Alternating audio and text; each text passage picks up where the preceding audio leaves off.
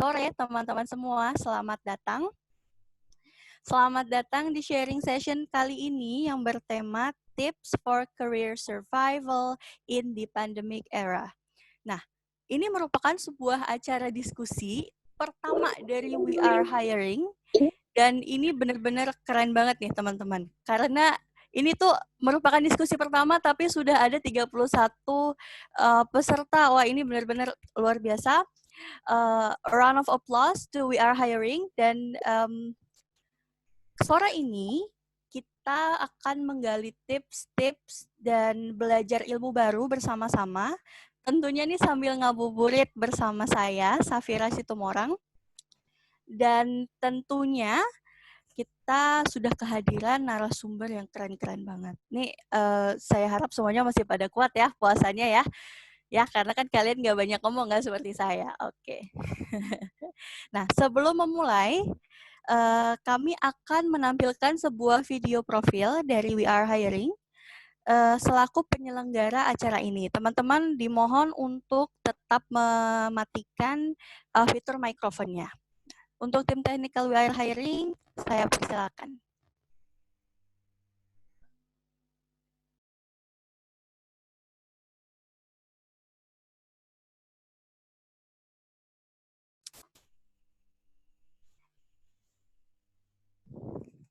Ya, tim technical sudah siap untuk video profile? Iya, siap.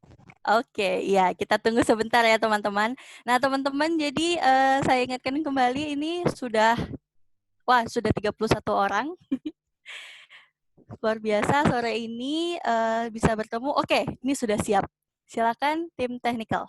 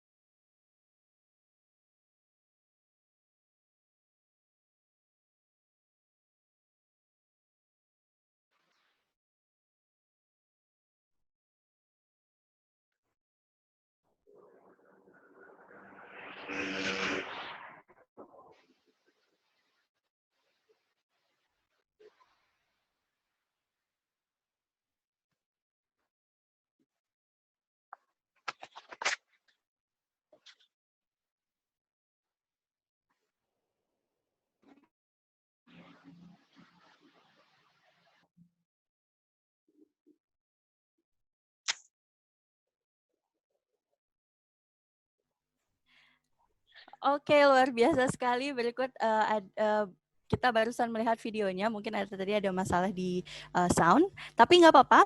Jadi We Are Hiring ini adalah sebuah platform yang akan menemani teman-teman semua untuk berproses menjadi seorang profesional dan mencapai atau menjadi well qualified person. Nah, Sobat Hiree di sini akan disupport oleh We Are Hiring untuk berproses sehingga berhasil dalam karir serta dapat berkontribusi di lingkungan sekitar. Tentu aja nih, teman-teman, kita sudah berhasil, tapi kalau kita tidak bisa berkontribusi untuk lingkungan sekitar itu rasanya kayak ada yang kurang gitu. Nah, kedepannya We Are Hiring ini akan mengadakan sharing session secara rutin bersama para expert dan tentunya orang-orang keren yang sudah sukses dan menyuplai teman-teman dengan konten yang ciamik dan pasti insya Allah bisa memotivasi kalian semua untuk menjadi orang yang lebih baik lagi. Ini luar biasa banget nih. Luar biasa deh We Are Hiring. Nah, oke. Sebelum kita lanjut nih ke depannya lagi, coba saya mau mengajak teman-teman untuk throwback. Kira-kira 2 bulan lalu kita itu masih suka nih keluar rumah, jalan-jalan, masih ke mall. Nah, sudah 2 bulan kita itu tuh udah di rumah aja.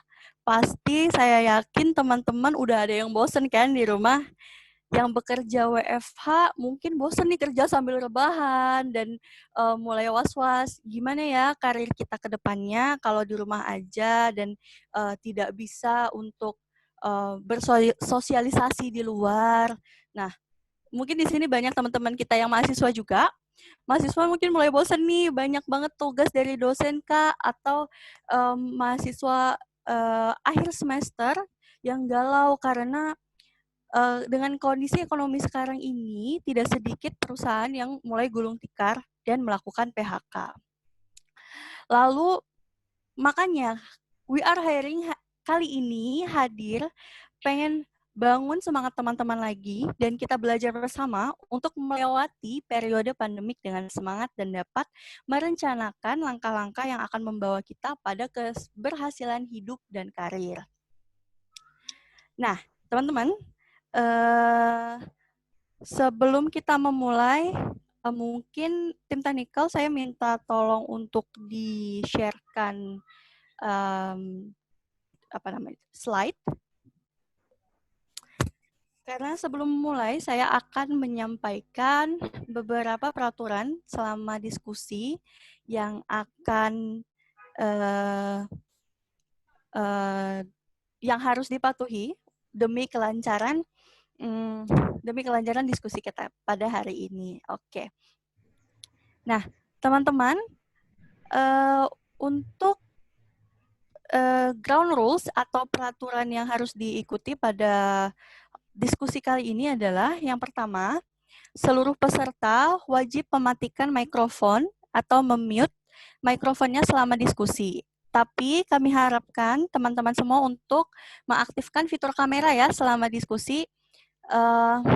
Lalu teman-teman juga kami harapkan untuk aktif berpartisipasi dalam survei dan chat. Teman-teman bisa mengajukan pertanyaan melewati chat room. Lalu teman-teman juga saya harap untuk fokus dan jauhkan gangguan di sekitar teman-teman. Mungkin teman-teman yang masih ada kucingnya di situ mungkin bisa ditaruh luar dulu kucingnya. Dan pertanyaan untuk teman-teman dapat disampaikan melalui chat room yang nantinya akan didiskusikan di sesi tanya jawab.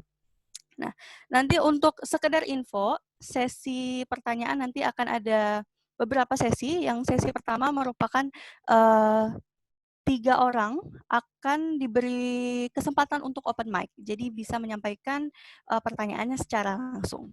Dan the last but not least, teman-teman kita harap untuk bisa enjoy the session dan mendapatkan pelajaran yang berharga dari diskusi kali ini. Oke. Di sesi kali ini, saya juga akan menginfokan bahwa akan ada free coaching nih teman-teman untuk 4 peserta yang beruntung. Jadi teman-teman semua yang pengen banget di-coaching oleh narasumber kita, silahkan teman-teman kirim message di chat room dengan format nama /email /free coaching. Nah, ini akan kita tunggu sampai di akhir tanya jawab. Oke. Tak kenal maka tak sayang, teman-teman. Sebentar lagi kita akan memulai diskusinya nih. Mungkin teman-teman udah mulai pada bosen nih. Mbak Safira pada ngomong terus nih dari tadi ya. Tapi sebentar lagi kami akan menampilkan pop-up polling. Harap teman-teman mengisi dan tekan tombol submit. Untuk admin silakan dikeluarkan pollingnya.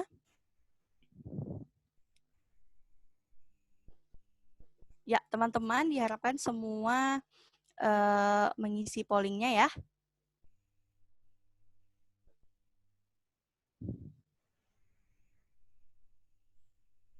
Oke. Oke, apakah sudah selesai, admin?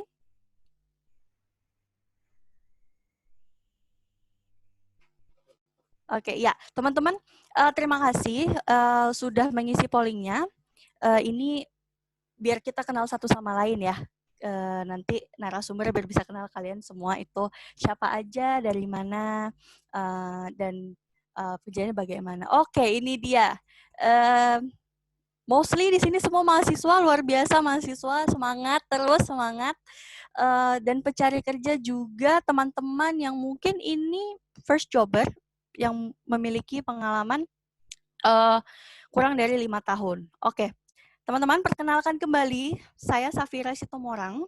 Project Management Officer kerjasama internasional di Universitas Pertamina yang akan menjadi MC juga moderator di diskusi kita kali ini. Nah, sore ini kita kedatangan narasumber yang keren banget dan sudah hadir di antara kita. Oke. Selamat sore Mbak Indit. Selamat sore. Oh, luar biasa. Selamat sore. Teman-teman. Ya, semoga Mbak Indit selalu dalam keadaan sehat. Mbak Indit puasa? Puasa insya Allah. Alhamdulillah.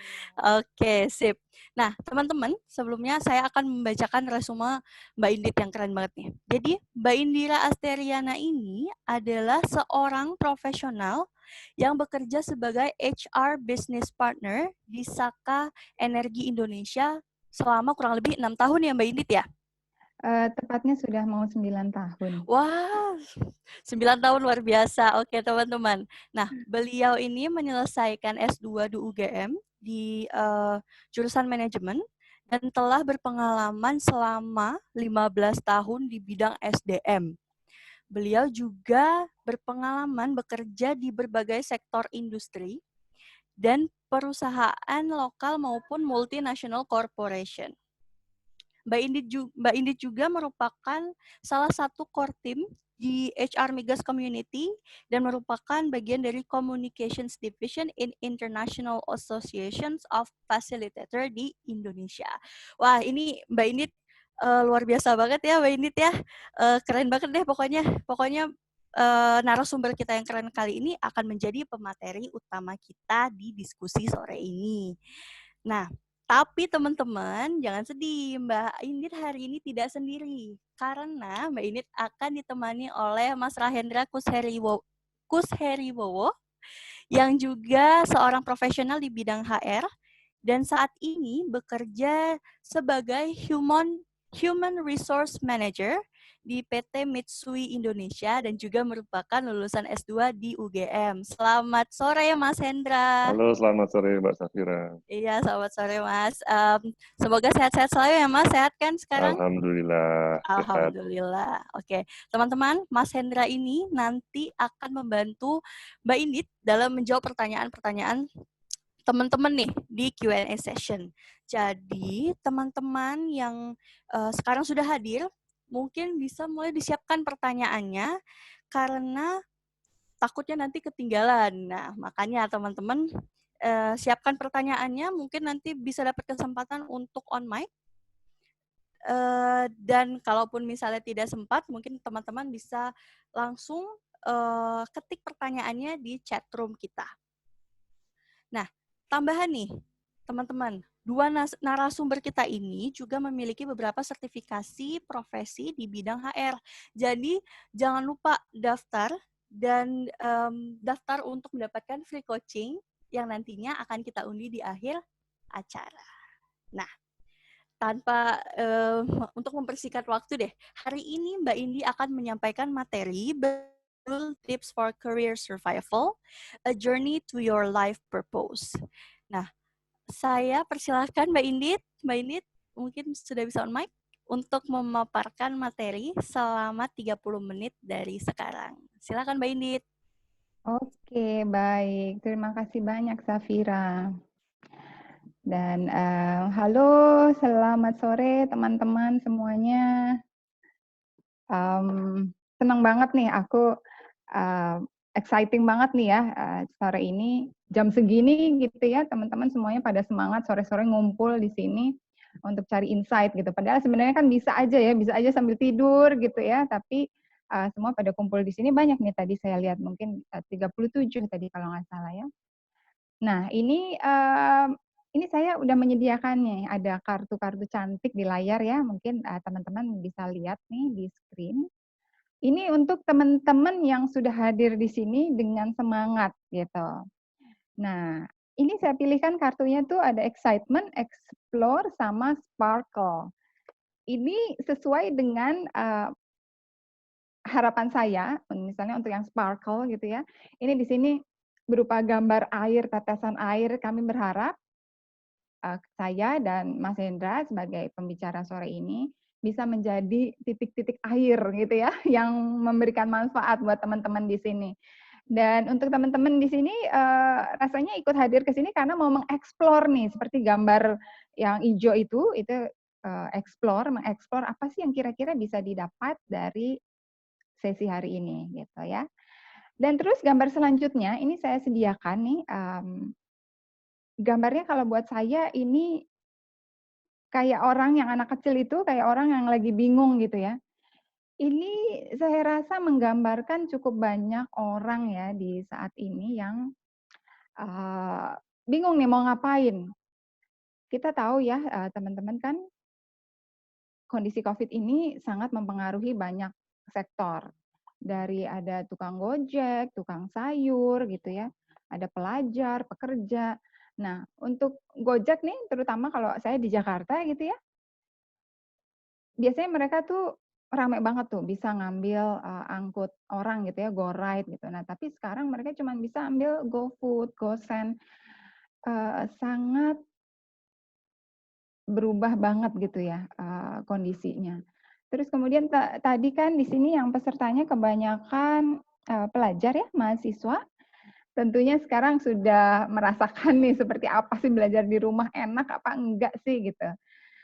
Yang saya tahu katanya sih ada yang nggak ada ujian tuh, tapi tahu-tahu lulus aja gitu ya. Itu kan seneng banget ya kalau bisa kayak gitu.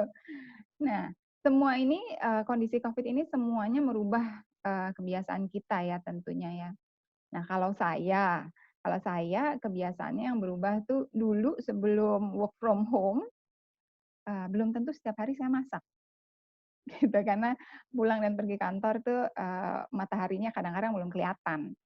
Nah, kalau sekarang saya masak bisa 3 kali sehari, bahkan mungkin bisa 4 kali atau 5 kali kalau misalnya pingin bikin snack, pingin bikin kolak gitu. Nah, ini benar-benar ngerubah kebiasaan. Nah, kalau teman-teman mungkin, kebiasaannya berubahnya beda-beda ya. Kalau teman saya ada yang berubah tiba-tiba jadi nonton drakor gitu setiap hari. Jadi setelah setelah selesai kerja, mereka nonton drama Korea. Itu kayaknya udah sampai berjilid-jilid. Mudah-mudahan mereka nggak sampai nangis-nangis ya, karena lagi puasa gitu, terus nanti mereka nangis-nangis. Mudah-mudahan sih nggak kayak gitu. Nah, ini, sebelum kita masuk ke sesi berikutnya, aku pingin dong, teman-teman bisa bisa apa namanya, tulis ya di chat box, di dalam situasi sekarang ini perubahan pola aktivitas rutin apa sih yang, teman-teman rasakan dan, berubah gitu? Ada kondisi apa sih yang jadi berubah? Coba mungkin bisa ditulis di chat room, di chat box. Saya lagi cari.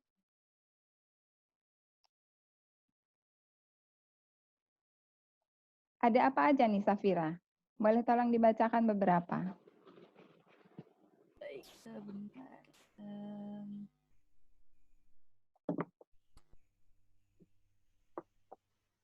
Ini ada dari Visco Albatinusa. Biasanya kalau belajar atau ngerjain tugas kumpul bareng-bareng, Mbak. Tapi sekarang semuanya hampir sendiri. Sedih banget nih, Mbak. Sekarang dia sendiri nih. Iya. Lalu ada yang sulit cari waktu olahraga. Oh, iya Ini betul. luar biasa nih. Lalu Mhm. ada juga yang pola tidurnya, makannya, olahraganya itu semuanya berubah. Wah, ini ada curhatan nih, Mbak. Heeh, Banyak apa tuh? meeting, Kak. Oh, setuju setuju. Oh. Terus ada ini dari Lutfi Milenia, sering cuci tangan, terus nggak bisa main, sering Mhm berjemur. mhm. Tapi ini Ad ada bagusnya juga ini, iya, olahraganya ada nambah. yang lucu nggak? Ada yang ajaib gitu nggak sih, komennya? Soalnya aku nggak bisa lihat chat-nya. Yang ajaib sih sebenarnya ini lebih ke curhat sih, Mbak. Mhm. Sebenarnya ini ya banyaknya ya karena banyak meeting. Oh, ini Oke. ada yang kondisi psikis terganggu. Oh, oke. Hmm. Oke oke. Oh, ada yang Baik. berkebun, Mbak. Luar biasa ini Wah, berkebun. itu cocok tuh, nanti kita bisa ngobrol tuh yang suka Oke. berkebun ya. Oke, Iya. baik. Terima kasih ya komennya, jadi bener ya, memang kita semua udah melakukan hal-hal tuh jadi berbeda banget dari yang biasanya kita lakukan. Nah, ini tuh seperti apa sih? Kenapa sih kok bisa bisa bisa jadi berbeda gitu? Nah, ini kalau teman-teman lihat nih ya di slide. Slide ini, nyebutnya rose model gitu ya. Rose model ini dipakai bukan hanya untuk bisnis, tapi juga untuk medical. Jadi yang saya pelajari, si Rose model ini dipakai juga untuk macam kayak orang misalnya dapat vonis kena cancer gitu ya. Awalnya dia shock, terus denial, habis itu frustasi. Setelah frustasi dia depresi, aduh gimana nih hidup saya dan seterusnya. Ini adalah kurva bagaimana orang mengantisipasi sebuah situasi gitu ya. Nah untuk kita kondisi COVID ini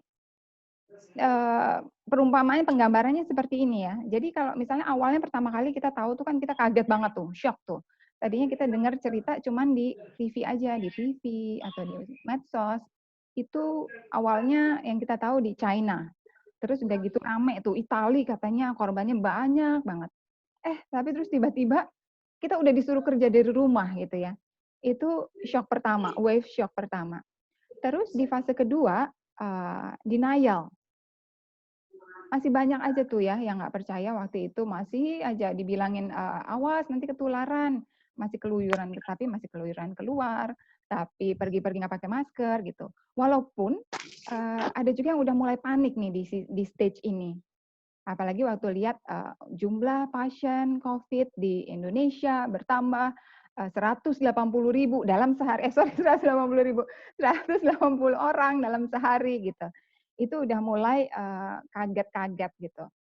Nah, begitu masuk fase ketiga, frustasi, di sini orang udah mulai panik nih kayaknya. Jadi kalau teman-teman ingat, banyak tuh ya berita-berita orang pada borong di supermarket kan, supermarketnya sampai kosong. Terus kemudian masker yang harganya tadinya cuma 15.000 jadi berapa ratus ribu gitu.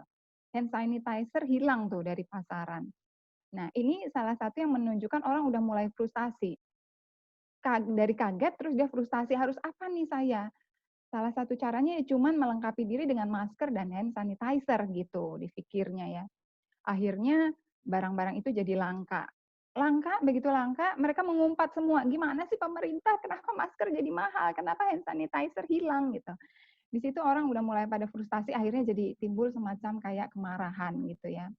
Nah mudah-mudahan sih teman-teman kemarin stage frustasinya nggak sampai marah-marah gitu ya, tapi cukup mengelus dada gitu ya, berserah diri mudah-mudahan. Nah, lalu waktu pas di stage keempat nih, depresi. Ini terjadi misalnya nih ya, contohnya karyawan sudah mulai banyak yang dirumahkan gitu kan. Di awalnya mungkin kerja cuman dari 5 kali seminggu, terus akhirnya jadi cuma 3 hari seminggu. Itu mempengaruhi jumlah penghasilan yang dia dapatkan gitu ya. Dan di situ ini orang udah mulai jadi pada depresi, kehilangan energi, aduh nanti saya gimana nih gitu.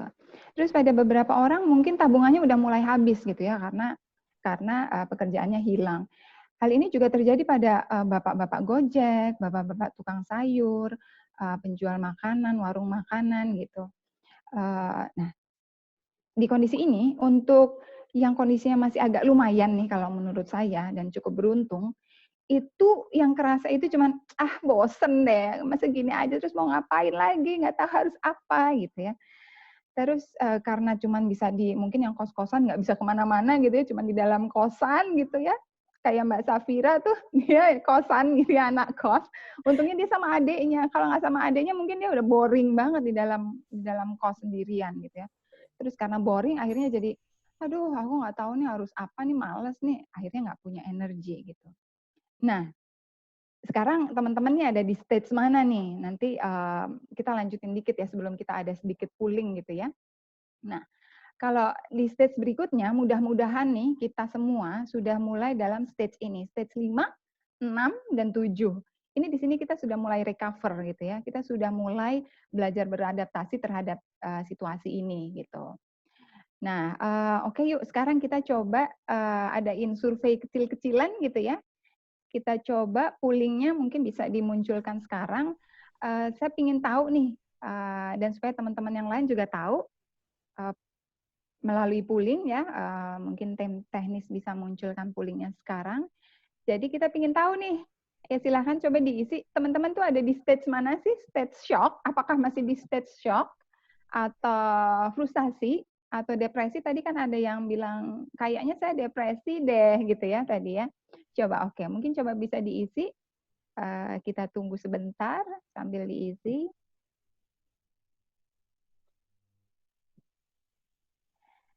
Ya, dah mungkin ya bisa dimunculkan hasilnya, kakak technical.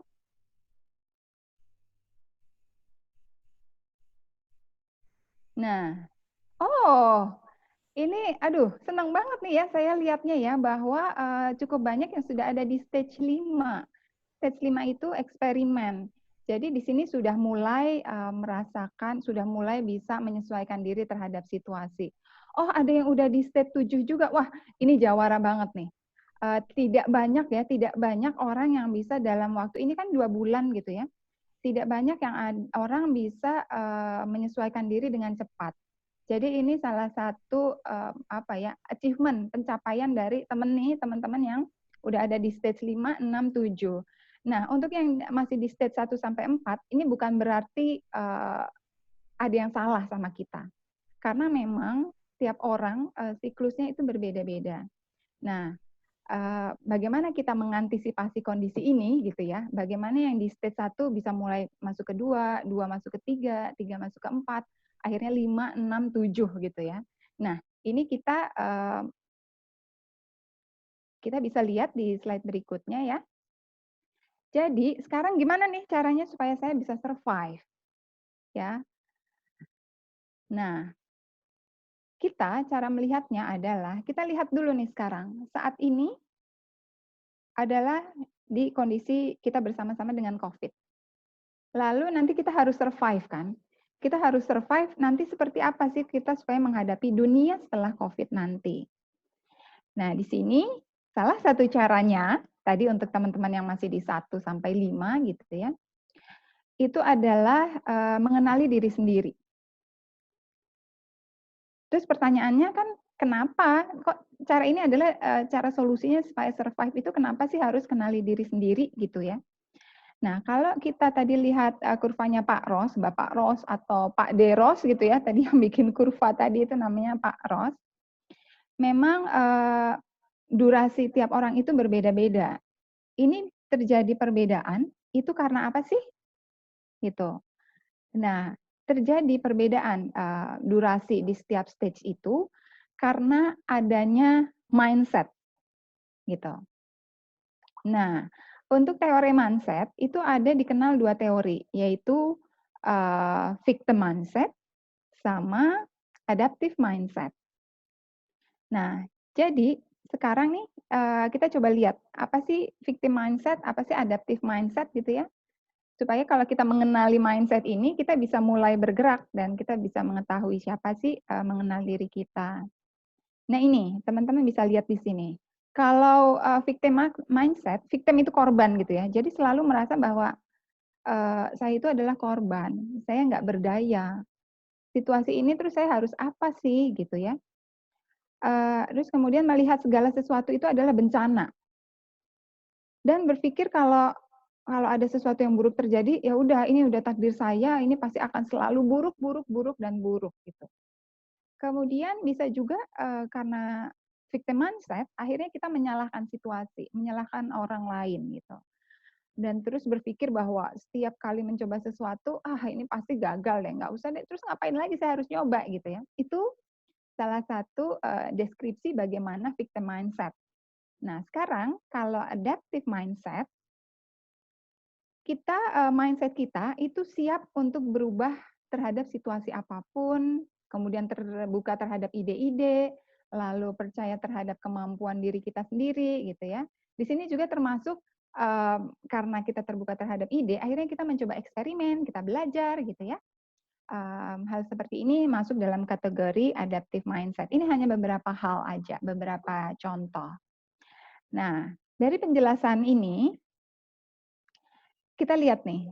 Jadi berarti untuk kita bisa survive dalam kondisi ini, salah satunya adalah kita harus punya namanya adaptive mindset, gitu ya. Setuju nggak ini, teman-teman? Boleh mungkin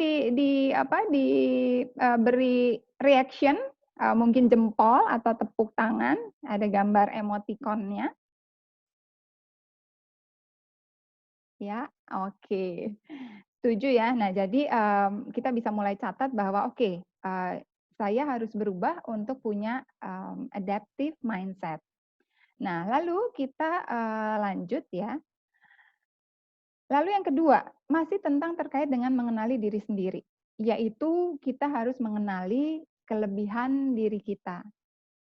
Pertanyaan selanjutnya, gimana sih caranya gitu ya untuk mengenali diri sendiri?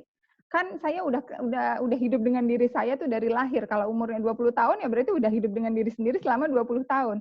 Come on, tapi kita kadang-kadang nggak kenal loh diri kita sendiri. Nah, gimana nih caranya? Caranya salah satunya adalah berdialog dengan diri sendiri. Lalu selain itu bisa juga tanyakan ke orang-orang terdekat, kekuatan saya tuh apa sih? Saya tuh kira-kira bagusnya di mana sih? Gitu. Biasanya kadang-kadang kita nggak ngelihat apa sih kelebihan kita, kita ngerasa itu biasa aja ya. Lalu ada cara lain nih. Cara lain kalau misalnya mungkin malu, sungkan gitu ya, ngomong nanya ke orang dekat, takut diledekin, ngapain sih kamu tanya-tanya gitu ya? Emangnya kamu mau apa misalnya? Nah, kalau misalnya sungkan gitu nanya ke orang terdekat, bisa nih teman-teman bisa lakukan online assessment. Online assessment itu ada yang free, ada yang berbayar. Nah ini nanti di kolom chat, ini tim technical akan menuliskan ya, mengcopy paste itu beberapa alamat website untuk mencoba mengenali diri sendiri dengan melakukan online assessment. Nah, kalau di situ ada equilibria gitu ya namanya, terus ada 16 personality test gitu. Nanti kalau sudah muncul di chat bisa di-copy, nanti malam nih setelah taraweh gitu ya, untuk yang taraweh bisa mulai dicoba-coba tuh. Mumpung di rumah kan dan lagi mudah-mudahan kuliahnya lagi tugasnya nggak lagi terlalu banyak dan malam minggu pula. Nah, itu saya menyiapkan ada 3 link assessment, yang equilibria dan personality test itu free. Nah, tapi kalau di situ ada strength finder itu berbayar. Harganya cukup premium gitu ya untuk kita. Waktu kemarin sih, waktu belum COVID itu sekitar 250 ribuan lah. Dan itu tapi memang harus dibayar pakai PayPal atau kartu kredit. Jadi kalau misalnya emang kepingin banget gitu ya, mungkin bisa nabung dari sekarang gitu. Terus nanti minta tolong orang terdekat yang punya kartu kredit gitu ya, bisa mulai dicicil untuk bisa tahu sebenarnya kekuatan saya apa sih gitu. Nah, itu tentang mengenali diri sendiri. Jadi tadi kita adaptive mindset dan kemudian kita mengetahui tentang strength-nya kita itu apa gitu ya. Nah, lalu selanjutnya nih setelah kita mengenali diri sendiri, kita berikutnya harus tahu nih untuk bisa survive nih di kondisi COVID ini, kita harus bisa menemukan peluang-peluang, ya, peluang atau opportunity. Nah, ini seperti apa nih? Coba kita lihat how to-nya. Nah, inilah cara kita menemukan peluang dan menemukan tujuan karir tentunya. Yang pertama tadi kan kita sudah lakukan ya, kita sudah tahu nih, kita sudah mencoba melakukan exercise, nanya orang, kekuatan kita itu apa sih? Nah, inilah saatnya di sini teman-teman mulai kontemplasi gitu ya bahasa kerennya, atau merenungi diri, bicara dengan diri sendiri, dengan kekuatan yang saya punya ini, kira-kira peluang yang muncul itu apa sih? Dari kekuatan saya itu akan ada opportunity apa sih gitu. Salah satu contoh misalnya di kondisi kayak gini ya, saya tuh lihat di LinkedIn itu ada orang yang dia kena PHK. Tapi karena dia punya bahasa Inggris yang sangat bagus, akhirnya dia menulis di LinkedIn-nya bahwa dia terkena PHK. Nah, lalu karena itu dia sekarang membuka kursus online bahasa Inggris. Nah, itu kan adalah bagaimana menghubungkan antara kekuatan kita, kelebihan kita, dengan peluang yang mungkin timbul, gitu. Nah, itu perumpamaannya, salah satu contohnya ya. Nah, lalu apalagi nih caranya? Cara yang ketiga itu kita mulai juga kenali sebenarnya kita mau kemana sih? Tujuan karir kita mau jadi apa sih gitu? Atau kalau kita ingin punya usaha, kita ingin punya usaha apa sih gitu? Nah, ini memang mencarinya tuh nggak dalam satu malam gitu ya. Bisa jadi memerlukan perenungan sebulan, 2 bulan, 3 bulan, mungkin bertahun-tahun gitu. Nah, untuk supaya nggak jadi kelamaan gitu, karena waktu kan tetap terus berjalan, disinilah kita perlunya punya teman bicara. Teman bicara, balik lagi, bisa teman dekat, atau orang dalam satu komunitas, atau bisa juga teman-teman mencari mentor, atau mencari coaching, mencari coach ya. Nah, ini salah satu cara gimana kita bisa menemukan opportunity, baik dalam kondisi COVID saat ini, ataupun nanti kalau pas COVID sudah selesai, proses pencarian diri kita ini nggak bisa berhenti gitu ya. Kalau kita tetap mau sukses gitu. Nah, ini di chart ini ya, ini adalah chart summary. Jadi kita udah kenali diri sendiri, adaptif, kita harus punya adaptive mindset, kita tahu kekuatannya kita apa, terus kita sudah bicara tentang, sudah memikirkan tentang opportunity gitu, dan juga sudah mulai sedikit tahu tentang, oh ternyata mentoring dan coaching itu salah satu benefitnya, keuntungannya itu adalah itu ya, bisa mencari opportunity ya gitu. Itu nanti bisa kita perjelas nanti. Nah, lalu setelah ini apa nih? Kita puzzle-nya di peta ini sudah mulai lengkap nih. Sudah mulai sampai ke kanan, ini berarti kita sudah mulai memahami, sudah sampai pada stage-stage di mana kita tahu nih apa yang akan kita lakukan berikutnya. Nah, selanjutnya apa? Setelah kita sampai di mencoba mencari tahu opportunity-nya. Nah, cara berikutnya itu adalah action plan.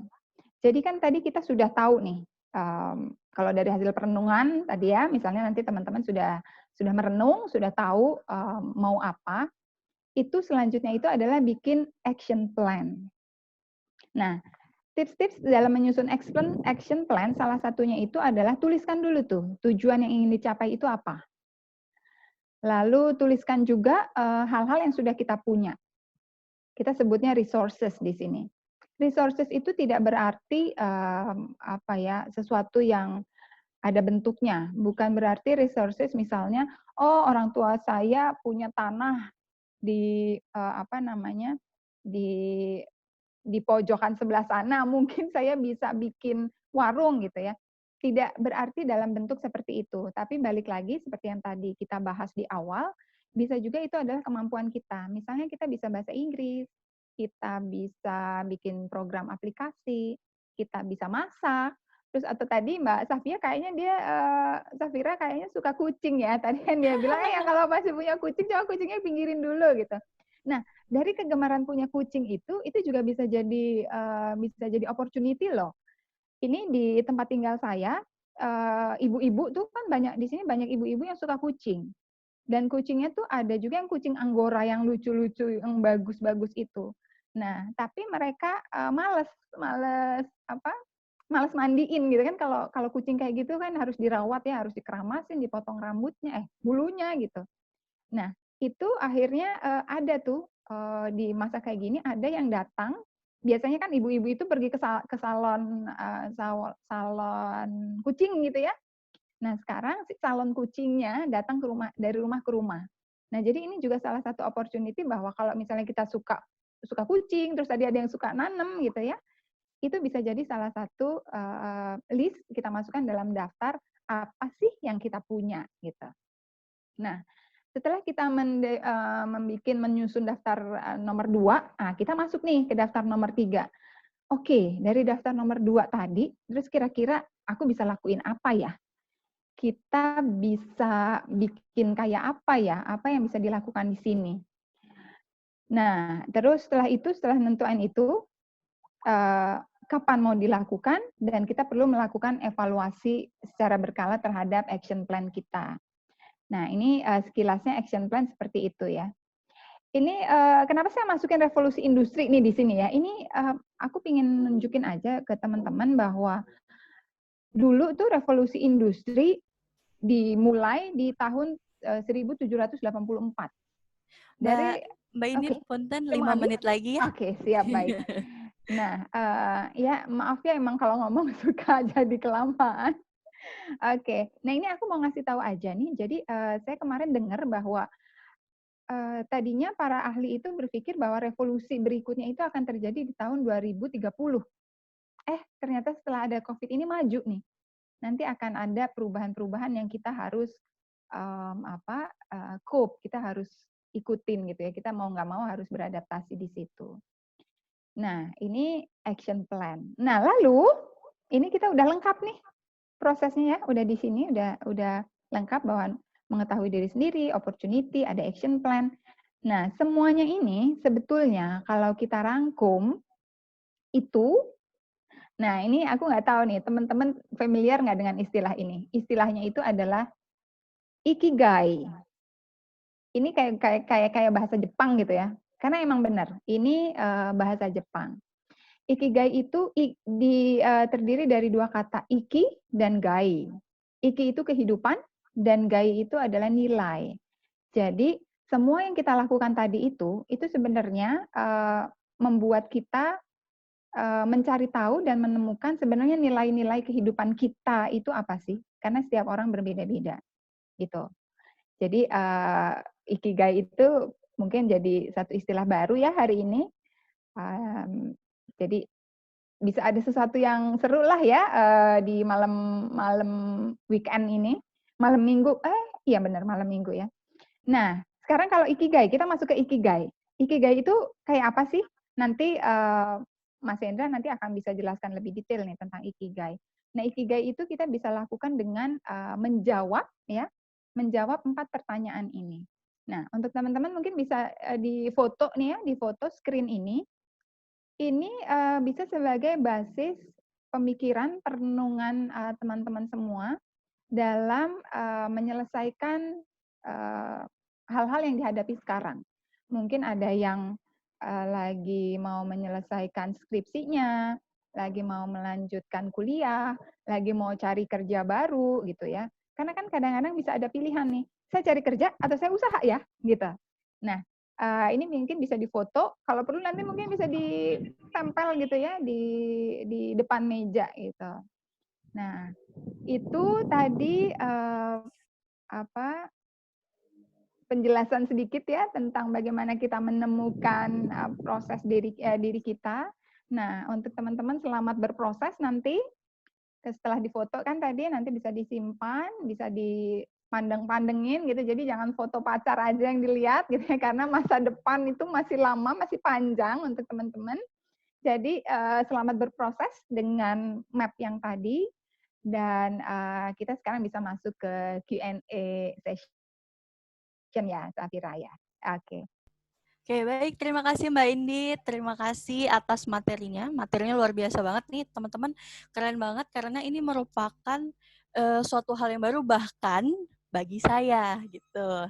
Nah, untuk saya ingin mengkompil sedikit, mensummary sedikit apa aja yang sudah disampaikan oleh Mbak Indi tadi. Nah, karena COVID ini tadi kita bisa melihat banyak orang-orang yang berada di beberapa gelombang gitu. Nah, ada 6 gelombang yaitu shock, denial, frustasi, depression, experiment, decision, dan integration. Dan alhamdulillah teman-teman di sini semua sepertinya rata-rata 48% ya Mbak ya ada di stage eksperimen, dan ini luar biasa sekali Kak. Tapi nggak masalah nih teman-teman yang masih berada di gelombang shock, nggak apa-apa karena tiap orang itu siklusnya berbeda-beda. Nah, lalu tadi Mbak Idit juga menyampaikan bahwa ada cara sebenarnya untuk survive gitu, yaitu memiliki adaptive mindset. Nah, adaptive mindset ini mengharuskan kita mengenali diri kita sendiri. Nah, dengan cara mencari tahu nih strength kita apa, kekuatan kita apa, terus ada opportunity apa, juga jangan lupa untuk membuat action plan-nya. Dan semua itu dirangkum menjadi yang namanya ikigai. Nah, ini luar biasa nih, ikigai ini juga suatu term yang baru nih buat saya, Mbak Indit nih. Dan saya bisa belajar banyak lagi nih dari materi yang Mbak sampaikan tadi. Nah, teman-teman, sebelum masuk ke sesi Q&A nih, sepertinya kita foto bersama dulu ya, Mbak Technical. Kita foto bersama dulu. Nah, teman-teman mungkin bisa diaktifkan kameranya. Semuanya siap-siap, cantik-cantik, ganteng-ganteng dulu. Mungkin foto akan diambil 3 kali karena ini kayaknya dalam satu screen nggak muat ya semuanya karena kita luar biasa ini banyak banget teman-teman di sini dan aktif-aktif banget. Yuk, sudah siap Mbak Technical? Iya, ini sedang membuka video teman-teman. Mungkin teman-teman bisa ini share ya. Oke, iya. Nah, teman-teman jangan lupa dihidupkan videonya. Ini Mbak Init udah banyak banget nih yang nanya, tapi kita foto dulu ya. Kita foto dulu nih. Sudah? Sudah. Oke, sip. Teman-teman semuanya lihat kamera. Kita akan ambil foto 3 kali ya. Semuanya siap-siap. Yuk, screen 1, senyum 1, 2, 3. Sudah? Oke, sekarang kita ke screen 2 ya, Mbak Technical ya. Oke, screen 2 sekarang senyum. 1, 2, 3. Dan sekarang yang terakhir ya Mbak ya. Semuanya jangan lupa. Senyum lagi. Say cheese. 1, 2, 3. Cheese.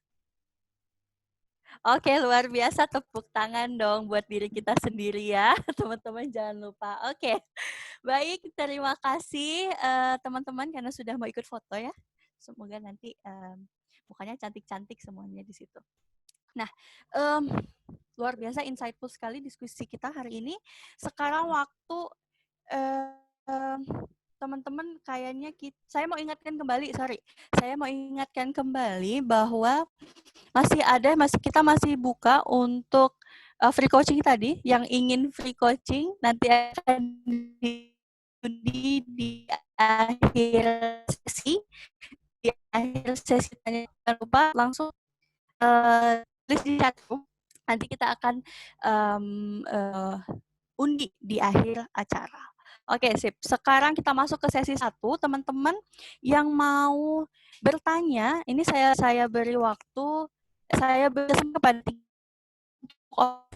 Jadi kira-kira teman-teman ada yang mau kah? Silakan. Mic on.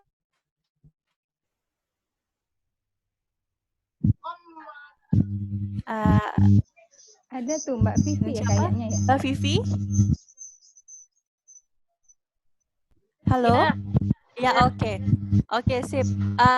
Pertanyaan pertama Mbak Vivi, silahkan. Selamat sore.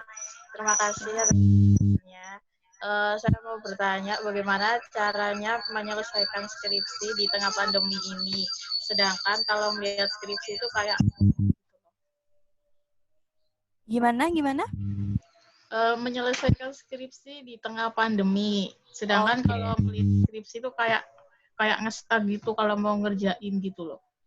Oke, bagaimana cara menyelesaikan skripsi di tengah pandemi? Oke, sip. Untuk pertanyaan kedua, siapa lagi? Silakan. Boleh. Syah Laksmi. Iya, tapi mohon maaf untuk fitur video saya nggak bisa nyalakan karena kondisinya sedang tidak memungkinkan. Oke, silakan Mbak Laksmi.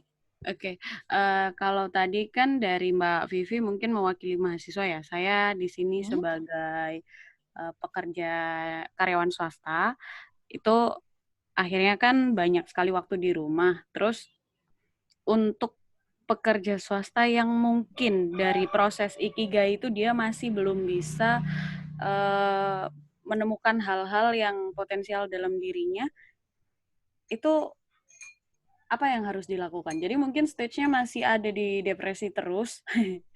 Ya mudah-mudahan sih tidak ya. mungkin stage-nya masih ada di depresi terus, jadi mengeluh, menyalah-nyalahkan seperti itu. Tapi dia sendiri juga masih belum tahu gitu potensi apa nih gitu. Wah, saya gaji sudah dipotong, THR sudah nggak cair, terus mau ngapain lagi nih gitu. Itu sih untuk karyawan swasta sih lebih tepatnya yang masih belum bisa menemukan reserve lain untuk produktif gitu. Oke, sip. Terima kasih. Terima kasih Mbak Laksmi. Untuk orang ketiga, maksudnya pertanyaan ketiga. Silakan satu orang lagi, saya persilakan. Ada yang mau bertanya? Iya, silakan. Halo? Halo. Dengan Muhammad Raihan, bukan? Halo, yang bertanya?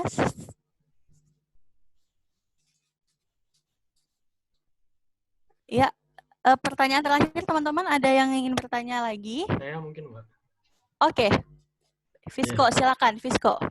Iya, jadi tadi makasih banget dulu sebelumnya, materinya bagus banget, banyak dapat insight baru. Tapi ada yang mau saya tanyakan gini ya. Tadi kan kalau dari, mungkin nyambung ke tempat Mbak Syah Laksmi juga ya. Jadi kan sempat ada pertanyaan kalau misalkan dia tuh masih belum ngerti potensi tentang dirinya sendiri gitu ya. Nah itu sebenarnya telat nggak sih? Umur berapa sih sebenarnya seharusnya itu kita udah ngerti tentang potensi diri gitu ya. Dan terus yang mau saya tanyakan tadi tentang yang Pak Ros tadi, itu kan ada step by step-nya gitu ya. Apakah tahap-tahap step by step itu harus dilewati semua gitu ya? Atau mungkin ada nggak sih orang yang cuman sampai di step frustasi, habis itu dia langsung lompat ke eksperimen gitu? Apakah dia harus melewati tahap depresi dulu gitu? Kan ada orang yang nggak ngerti kalau dia tuh depresi atau enggak gitu. Itu sih yang mau saya tanyakan. Terima kasih. Oke, terima kasih Mas Fisco. Oke, berarti kita sudah tutup ya untuk sesi pertama, untuk open mic-nya. Baik Mbak Indit, ini sudah ada 3 pertanyaan. Ini saya rangkumkan dahulu ya. Yang pertama yaitu dari Vivi, seorang mahasiswa, mungkin ini ada di semester akhir ya, yang sedang berjuang dengan skripsinya. Bagaimana cara menyelesaikan skripsi di tengah pandemi, Mbak, katanya. Begitu. Lalu yang kedua, ada dari Mbak Syah Laksmi, seorang karyawan swasta. Karena Mbak Laksmi ini sudah punya banyak waktu di rumah, tapi sampai sekarang mungkin Mbak Laksmi belum menemukan nih Mbak potensinya. Sedangkan mungkin Mbak Laksmi ingin menerapkan term ikigai tadi. Gimana ya Mbak? Karena mungkin Mbak Laksmi merasa depresi terus. Mungkin bisa diberi jawaban bagaimana menemukan potensinya. Dan yang ketiga itu ada pertanyaan dari Mas Fisco. Telat nggak sih Mbak kalau misalnya di umur yang udah bekerja tapi belum mengenali potensi diri. Jadi sebenarnya umur berapa untuk mengerti potensi diri? Dan ini ada satu pertanyaan lagi dari Mas Fisco, jadi ada 2. Pertanyaan selanjutnya dari Mas Fisco adalah melihat kurva Rose atau gelombang tadi, apakah semua step-step tadi harus dilewati? Begitu, Mbak Indit. Silakan Mbak Indit untuk dijawab pertanyaan teman-teman. Oke, baik. Terima kasih ya pertanyaannya. Ini pertanyaan-pertanyaannya tuh benar-benar real apa yang dihadapi gitu ya. Jadi I can feel you gitu. Karena mungkin saya tidak terlalu depresi gitu, tapi saya bisa merasakan situasi-situasi seperti ini tuh terjadi di banyak orang, termasuk di sekitar saya. Nah, aku coba jawab yang pertama dulu ya dari Mbak Vivi. Gimana? Jadi ini masalah skripsi nih nggak selesai-selesai gitu ya, karena kayaknya tuh waktu pas lagi COVID ini di rumah aja terus stuck gitu, nggak tahu harus ngapain gitu ya. Tadi pertanyaannya spesifik seperti itu. Nah, aku mau kasih tips aja nih ya, trik, tips, ya itulah gitu ya. Pokoknya ini salah satu cara yang mungkin bisa Mbak Vivi pertimbangkan ya. Nah, jadi pertama kali itu kita harus ini dulu, harus kita harus mindfulness. Mindfulness itu artinya kita coba memahami diri kita. Jadi saya itu sebenarnya model orang yang seperti apa ya? Apakah gampang kena distraction, ataukah saya model orang yang suka keteraturan?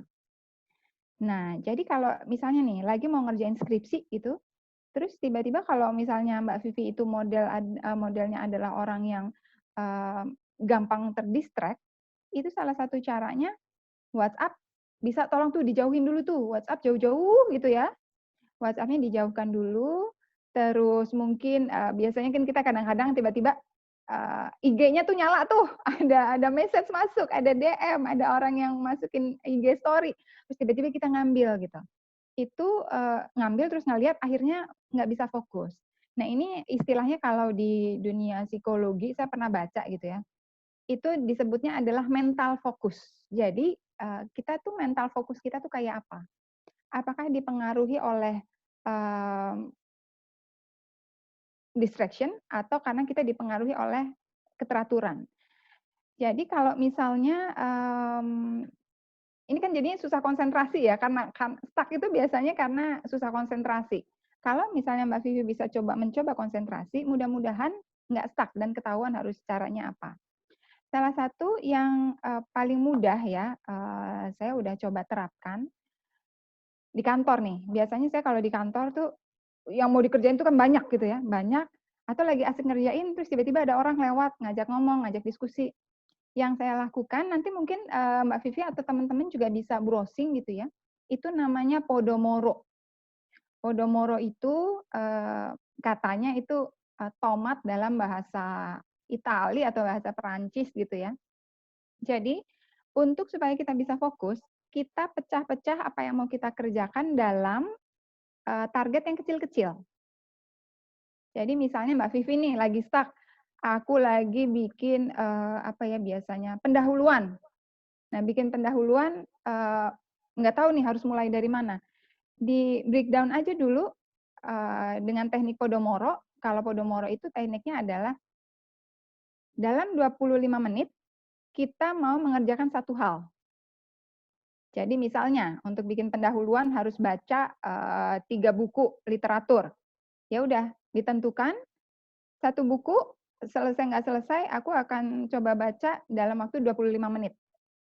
Dah, setelah 25 menit, kita bisa, kalau misalnya suka ngelihat IG gitu ya, aku juga suka lihat IG loh. Itu, oke, setelah 25 menit aku buka IG. Ya, refreshing dulu lah gitu. Atau kalau yang misalnya senang main games, setelah 25 menit bisa main games dulu gitu. Atau yang suka kucing, setelah 25 menit bisa ngelus-ngelus kucingnya dulu gitu. Nah, setelah itu kita balik lagi dan kerjakan 25 menit berikutnya gitu. Itu salah satu triknya. Mungkin aku bisa jawab seperti itu Mbak Vivi. Mudah-mudahan bisa dicoba dan mudah-mudahan bermanfaat ya, bisa works gitu. Nah, untuk pertanyaan kedua dari Mbak Syah Laksmi, ini rekan partner diskusi hari ini, Pak Mas Rahendra akan menjawabnya. Silahkan, Mas. Oke, terima kasih Mbak Indir.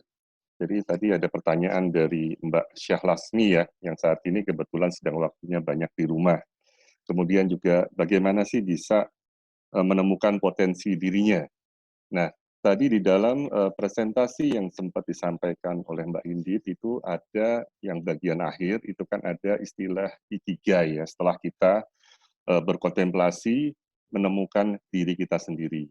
Nah, sebagaimana yang tadi dijelaskan, ikigai ini sebenarnya satu konsep yang memang ditemukan di Jepang, di mana di daerah Okinawa ya di sana, di mana orang-orang di sana itu rata-rata berumur panjang sampai dengan ratusan tahun.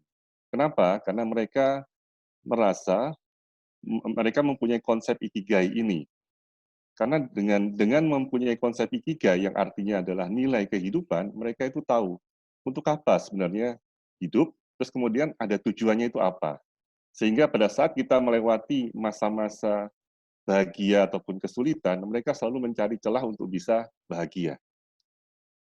karena mereka menghadapi itu sebagai satu hal yang normal. Nah, itu makanya di sana di Jepang itu orang-orang di Okinawa itu rata-rata berumur panjang. Nah, di dalam konsep Ikigai ini tadi yang disampaikan itu pertama yang diawali adalah dengan mengenal diri kita. Makanya tadi disebutkan Mbak Lasmi ya, itu ada 4 pertanyaan tadi yang Mbak Indit sempat minta untuk di foto screen ya. Di situ itu kan 4 pertanyaan itu adalah apa sih aktivitas yang paling saya sukai. Jadi ini kita mencoba untuk melihat ke diri kita dulu semuanya sebetulnya. Merefleksikan apa sih yang sebenarnya kita sukai, kita senangnya apa sih, apakah kita senang misalnya main game. Kita list saja, bikin list dulu, 10 list saja gitu di masing-masing pertanyaan tadi. Terus kemudian yang kedua, kita misalnya juga senang berkebun, tulis saja berkebun di poin yang pertama. Nah setelah itu, yang kedua, itu kita coba list lagi yang kedua adalah aktivitas apa sih yang menjadi kekuatan saya, yang menjadi keahlian saya. Coba di situ di list lagi.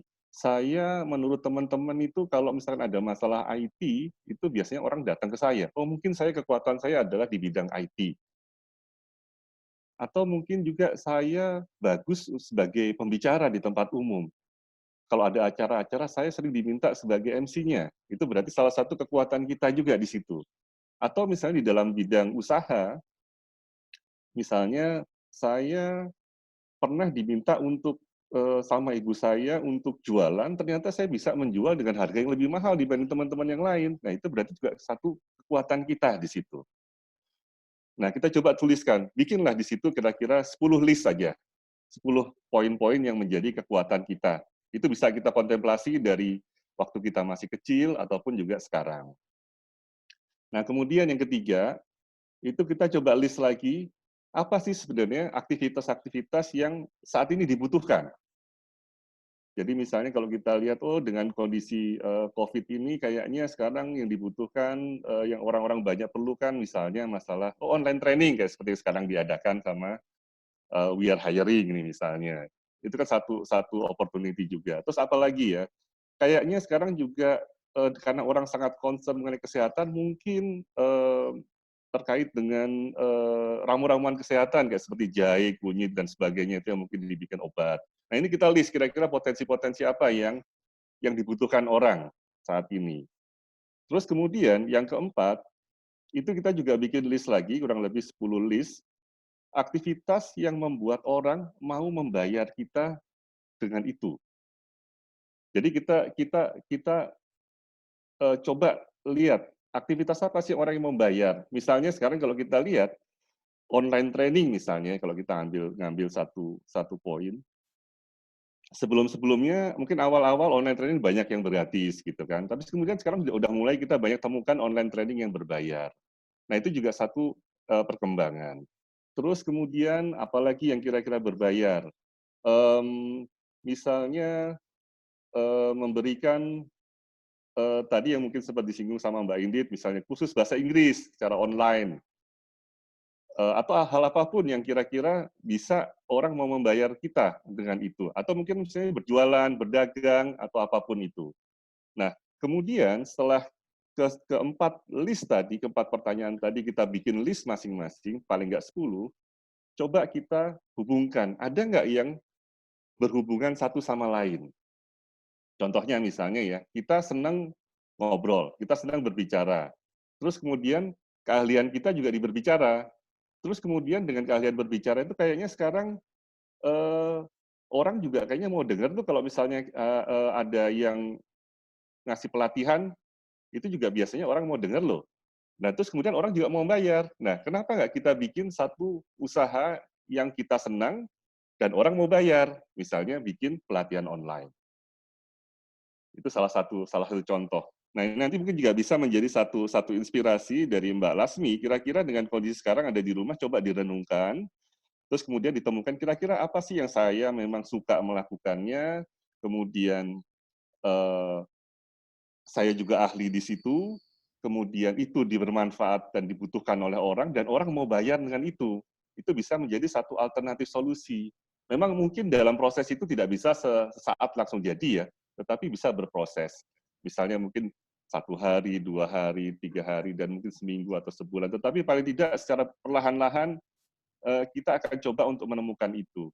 Nah, kalau itu bisa ketemu, berarti tujuan hidup kita sudah kita tahu di situ kira-kira. Artinya kita melakukan sesuatu, baik itu usaha ataupun itu karir yang kita sukai. Sehingga pada saat kita bekerja atau kita berusaha itu tidak terasa sebagai satu beban. Kira-kira gitu mungkin gambarannya Mbak Lasmi. Iya. Mudah-mudahan bisa menjawab. Ini boleh dilanjutkan tanya lagi nggak terkait jawabannya dari Pak Rahendra tadi? Sedikit sih mungkin yang saya triggernya ya di boleh. pertanyaan saya terakhir ini. Ketika kita sudah melis semua yang mungkin bisa kita lakukan dan kita sukai, berpotensi untuk kita dibayar, selanjutnya untuk di masa pandemi krisis pandemi ya, ya di masa krisis ini kan kita yang sedang happening sekali itu kan apapun yang berbasis online, termasuk training online, jualan online, terus coaching online, dan semuanya online gitu. Sedangkan untuk beberapa hal yang mungkin saya temukan, oh saya nggak bisa nih kalau online gitu. Nah, itu selanjutnya bagaimana gitu? Oke. Memang di dalam pencarian diri kita itu kadang-kadang kita mendapatkan hambatan, Mbak. Contoh misalnya kadang-kadang kita suka ngelukis ya misalnya, kita suka ngelukis. Terus kemudian kita juga bagus di ngelukis. Tetapi kadang-kadang kita kesulitan untuk menjual lukisan itu. Nah, salah satu caranya adalah misalnya kita mencari komunitas yang memang orang-orang kumpulan daripada pelukis-pelukis. Mungkin nanti di situ kita bisa ketemu channel bagaimana bisa menjual lukisan itu dengan dengan lebih baik gitu. Nah, kalau di kasusnya sekarang memang saat ini dunianya sedang berjalan secara online. Karena memang orang saat ini concern sekali terhadap kesehatan, di mana setiap orang menjaga supaya tidak tertular dengan COVID, melakukan self distancing. Nah, hal yang bisa dilakukan sebetulnya memang online itu bisa tidak selalu harus dilakukan, tetapi bisa dijembatani. Sebagai contoh mungkin ya Mbak, tadi sempat disinggung sama Mbak Indi juga, ada perubahan-perubahan pola. Misalnya Mbak Lasmi jago masak nih misalnya, jago masak. Terus kemudian Mbak Lasmi juga hobi masak. Kemudian dari situ, sekarang untuk bisa memasarkan itu bagaimana? Nah, yang bisa dilakukan tentunya adalah networking dengan teman-teman Mbak Lasmi yang yang ada di grup-grup sebelah lah misalnya, apakah melalui IG ataupun melalui teman-teman untuk minta di-share. Karena di tempat saya ini juga banyak kebetulan diceritakan oleh kebetulan juga di tempat kita ini banyak orang-orang yang sudah mulai memasarkan itu melalui channel-channel kayak seperti media group ataupun WA group mengenai penjualan terhadap makanan itu tadi gitu. Artinya tidak selalu semuanya itu harus dengan online meeting, tetapi dengan dengan online betul, tetapi tidak selalu dengan online meeting. Kemudian juga bisa kalau saat ini Mbak Lasmi belum piawai misalnya dalam menggunakan gadget-gadget itu mungkin bisa belajar. Mencari teman ataupun mungkin saudara ataupun itu yang mungkin bisa mengajari karena semua itu berproses Mbak, jadi tidak bisa langsung. Kira-kira gitu Mbak Lasmi, apakah mungkin bisa menjawab? Baik, ya. Terima kasih Pak Rahendra. Ya, sama-sama Mbak. Terima kasih Mas Hendra. Mungkin bisa dilanjutkan dengan pertanyaan selanjutnya dari Mas Fisko. Telat nggak sih Mbak, kalau misalnya di umur sekarang, mungkin umur pekerja ya, kalau kita belum menemukan potensi diri, dan mungkin bisa dijelaskan apakah tahap-tahap di kurva ROS tadi itu harus dilewati semuanya gitu. Silakan Mbak Indit. Ya, oke. Hai Fisko, dirimu sedang melakukan pencaharian rupanya ya. Which itu bagus banget dan keren banget. Karena nggak banyak loh orang yang berpikir bahwa saya harus menemukan my ikigai. Cukup banyak orang yang udah aja kehidupannya ngikutin aja apa yang ada di depan dia jalanin gitu. Dan kalau seperti itu, ada orang yang pada akhirnya bisa berhasil, tapi ada orang akhirnya yang juga ya udah ya begitu aja gitu. Karena tidak tahu harus kemana. Nah, kalau pertanyaannya di umur berapa sih harusnya tujuan hidupku sudah lebih jelas? Nah, ini teman-teman pernah makan ini nggak? Kentucky Fried Chicken. Pasti pernah ya. Kentucky Fried Chicken itu yang menemukan tuh seorang kakek-kakek loh. Dan dia memulai bikin KFC-nya itu udah pensiun, udah tua banget gitu. Jadi sebetulnya nggak pernah ada kata terlambat gitu. Dan bahkan gini, ada juga orang yang misalnya sekarang dia udah mulai nih, nanti mungkin ada beberapa teman-teman sudah mulai membuat list gitu ya, 10 list dari 4 pertanyaan itu, 10 item dari setiap pertanyaan itu, 4 pertanyaan, udah bikin, terus akhirnya, oke, kayaknya saya yang ini deh, misalnya, oh kayaknya saya jualan cookies nih, gitu. Udah, akhirnya dia milih jualan cookies, bikin cookies, dijual, tapi terus ada dalam satu stage dalam kehidupannya, akhirnya dia melakukan review. Karena review itu juga harus selalu kita lakukan ya. Jadi setelah kita melakukan action plan, kita harus lihat lagi, benar nggak sih? Cocok nggak sih? Jadi bukan nggak mungkin apa yang sudah kita, awalnya kita pikir, oke, this is me, gitu ya. Tapi berjalannya waktu, terus kemudian, oh enggak deng, ternyata my ikigai itu adalah buka salon gitu, bisa jadi.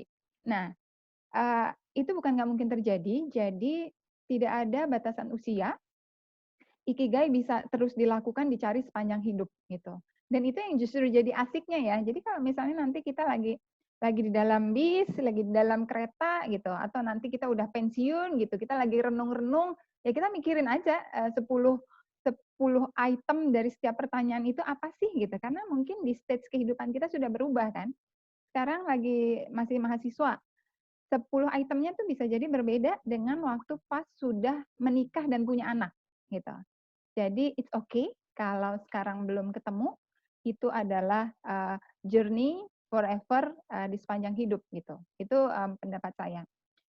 Nah, lalu kalau untuk yang tentang si Pak Deros tadi itu ya, si kurva tadi, apakah setiap orang harus melewati stage itu?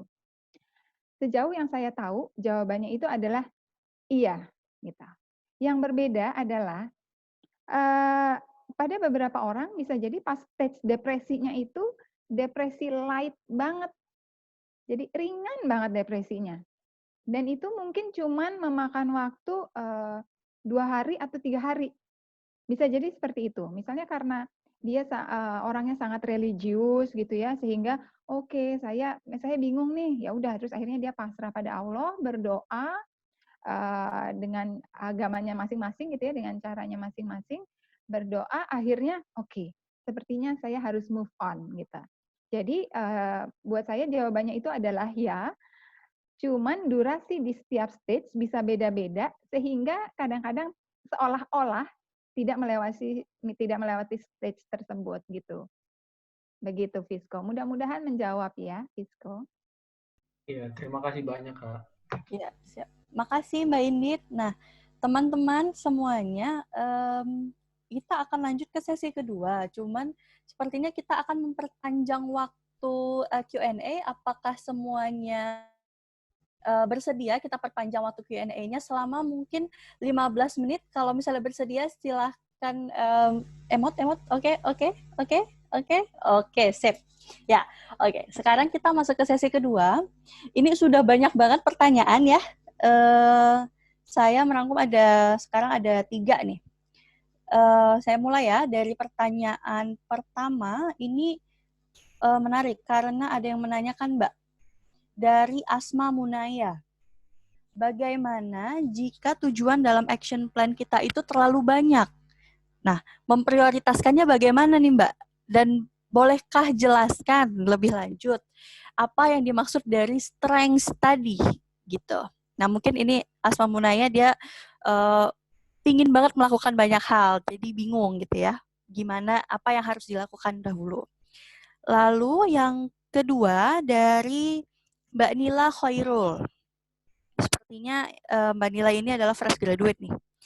Apa yang harus kami siapkan kami adalah fresh graduate dalam menghadapi revolusi industri yang terutama di bidang migas. Nah, jadi seperti yang dibilang tadi kan mungkin revolusi industri selanjutnya akan sebenarnya sudah mulai terjadi di 2020 karena pandemi COVID ini. Nah, bagaimana persiapan dalam menghadapi revolusi industri di bidang migas oleh fresh graduate. Oke, yang ketiga ini dari Rine Treven. Kalau tidak salah ya saya baca namanya. Bagaimana kita bisa terus maju ke gelombang selanjutnya dan tidak kembali ke gelombang sebelumnya. Ini mungkin ada kaitannya ya dengan pertanyaan yang ketiga di sesi pertama tadi. Nah, bagaimana Mbak supaya kita terus maju dan tidak mundur? Nah, mungkin itu 3 pertanyaan di sesi kedua. Mungkin siapa yang mau menjawab pertama, Mbak? Pertanyaan pertama dari Mbak Asma Munayah. Oke, dari Mbak Asma Munayah tadi ya, saya coba untuk jawab dulu ya. Oke, silakan Mas Safira. Ya. Oke, terima kasih Mbak Asma Munayah atas pertanyaannya. Tadi Mbak Asma Munayah menanyakan bagaimana kalau memang saat ini kita punya banyak prioritas ya Mbak, kira-kira. Apa sih yang harus kita lakukan? Nah, tentunya ini kita juga lihat dulu sebenarnya terkait dengan apa. Biasanya di dalam berproses dalam menentukan bagaimana kita menetapkan prioritas mana yang harus kita dahulukan, itu biasanya kita perlu juga untuk mengelompokkannya menjadi beberapa bagian. Jadi biasanya misalnya kita sebutkan mana sih di antara prioritas kita yang urgent. Urgent itu yang harusnya memang harus dilakukan. Mau tidak mau harus dilakukan. Tetapi ada juga yang mungkin prioritasnya skalanya adalah penting. Artinya penting ini memang dilakukan, tetapi tidak harus segera. Jadi kalau urgent tadi itu harus dilakukan, tapi segera. Sementara penting, tapi tidak segera. Oh, misalnya bisa ditunda agak lama. Misalnya, oh mungkin masih bisa dilakukan 2 minggu lagi, atau mungkin 3 minggu lagi, atau beberapa hari kemudian. Tapi kalau yang urgent ini misalnya segera, contohnya misalnya kita harus menyelesaikan tugas yang diberikan oleh dosen kita, misalnya dikumpulkan besok misalnya, berarti itu urgent, karena besok tidak bisa kita tunda misalnya. Kemudian yang ketiga yang kita bisa golongkan adalah yang mungkin tidak terlalu penting atau bukan menjadi prioritas. Nah, dengan mengelompokkan itu, kita bisa mencoba untuk memilah-milah mana yang urgent, mana yang penting, dan mana yang bukan termasuk dari urgent dan penting. Nah, setelah kita menggolongkan itu, baru kita bisa melakukan atau memilih kira-kira mana sih yang harus kita dahulukan, karena memang waktu kita terbatas ya. Jadinya dengan kondisi itu kita bisa memilih. Tapi kalau misalkan prioritasnya ini terkait dengan arah karir ke depan yang memang waktunya masih cukup panjang, nah itu tadi mungkin bisa dihubungkan lagi dengan ikigai tadi, di mana di antara pilihan-pilihan kita itu mana sih yang kira-kira paling saya sukain, terus kemudian mana yang memang saya bagus di situ, terus kemudian kira-kira mana sih nanti yang bisa menunjang karir saya ke depan. Nah, itu mungkin yang akan dijadikan prioritas. Jadi tergantung dari bagaimana kita, prioritas-prioritas apa yang ingin kita capai tadi yang dimaksud oleh Mbak Musnaya. Kira-kira begitu, Mbak. Kemudian untuk yang selanjutnya mungkin Mbak Indit yang bisa menjawab. Oke, Mbak Nila. Fresh graduate ya Mbak, alhamdulillah berarti sudah menyelesaikan satu stage dari tugas hidupnya gitu ya. Nah, gimana caranya menghadapi revolusi industri di dunia migas? Persiapannya harus apa nih gitu?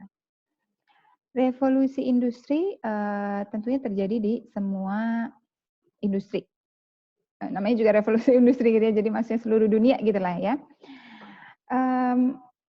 Terus kemudian kalau spesifik ke industri migas, kalau saya boleh bilang, saat ini migas dalam kondisi yang tidak baik-baik saja gitu. Yang paling terdampak dengan cepat kalau saya lihat itu justru adalah di periode ini, di masa COVID ini, itu adalah justru industri migas. Kita semua yang ada di industri migas ini lagi struggle nih untuk bisa stay in the business gitu. Nah, jadi bukan berarti aku bilang nggak usah masuk ke industri migas, nggak bagus gitu ya, enggak. Tapi yang akan aku jawab ini memang sebetulnya bisa diterapkan untuk kita bisa masuk ke industri apapun dalam menghadapi revolusi industri yang baru gitu. Yang pertama, mungkin aku mau cerita dulu nih. Di kondisi yang ada saat ini kan banyak ya tadi orang-orang yang sudah mulai dirumahkan gitu. Perusahaan merumahkan orang itu banyak pertimbangannya, tidak dengan serta-merta dikeluarkan begitu aja gitu ya.